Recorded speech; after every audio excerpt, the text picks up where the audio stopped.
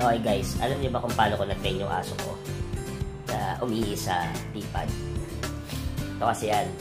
Dati to, kung saan niya umiihi.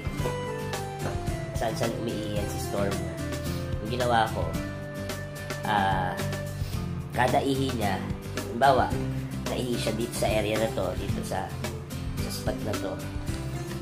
Yan. So gagawin natin, kung dito siya naihi, dito rin tayo maglalagay. Diba?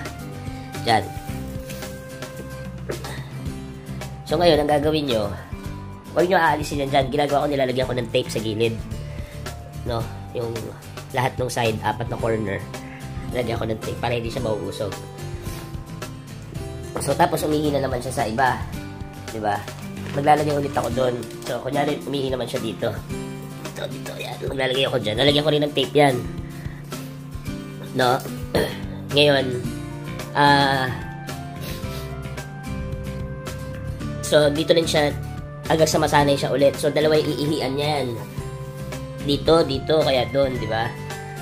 So, ginagawa ko doon, pinupuno ko tong buong area kung saan, basta kung saan siya umihi. Tapos, nilalagay ko lang doon hanggang mapuno, di ba? Tapos nung napuno na, aalisin ko na siya. Ililipat ko nga ngayon kung saan niya, yung pipad, ililipat ko na kung saan ko gusto siya ilagay. So, katulad na ito sa amin, dito na talaga. No? Hindi naman niya kasi mabuksan yung CR eh. So, at least malapit na lang sa CR. Ayun.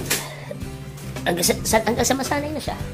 Kailangan lang masanay yung paa niya dun sa pipad para matrain siya. Siya, anytime dyan na, minsan sumasablay pero bihirang-bihira. Talagang lagi sa pipad na siya. Ihi at saka magdumi. So, try nyo, baka mag-work din sa inyo yung style ko.